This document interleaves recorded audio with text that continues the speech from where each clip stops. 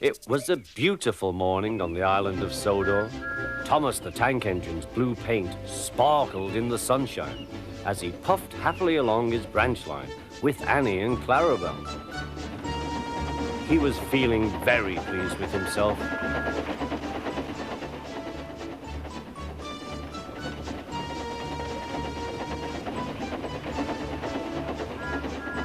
"Hello, Thomas," whistled Percy. "You look splendid."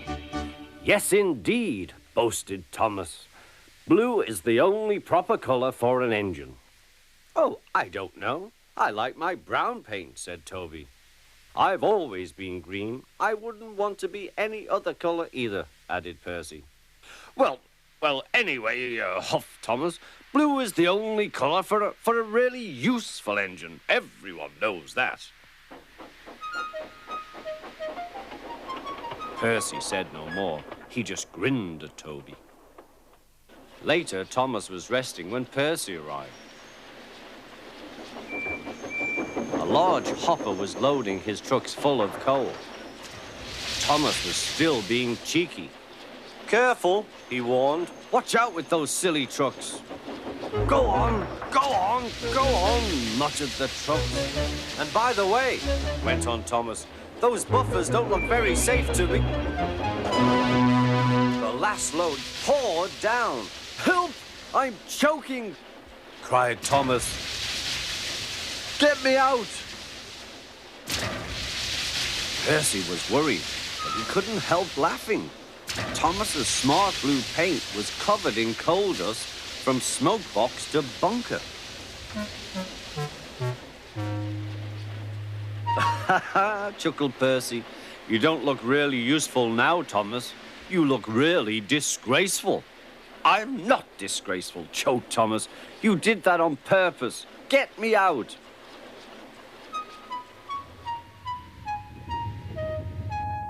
It took so long to clean Thomas that he wasn't in time for his next train. Toby had to take Annie and Clarabel. "Poor Thomas," whispered Annie to Clarabel. They were most upset.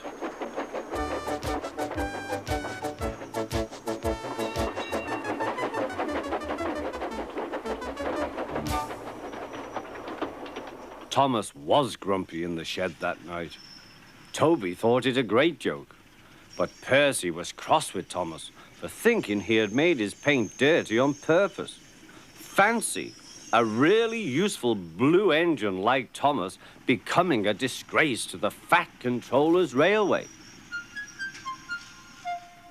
Next day, Thomas was feeling more cheerful as he watched Percy bring his trucks from the junction. The trucks were heavy and Percy was tired.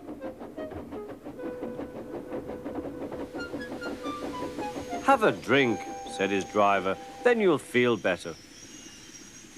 The water column stood at the end of the siding with the unsafe buffers. Suddenly, Percy found that he couldn't stop. The buffers didn't stop him either. "Oh," wailed Percy, "help!"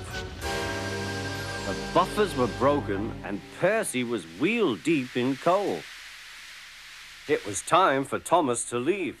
He had seen everything.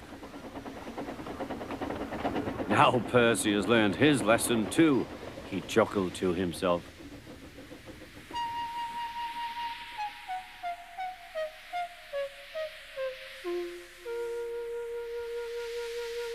That night, the two engines made up their quarrel. "I didn't cause your accident on purpose, Thomas," whispered Percy.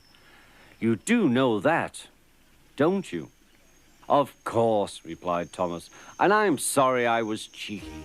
Your green paint looks splendid again, too. In future, we'll both be more careful of coal."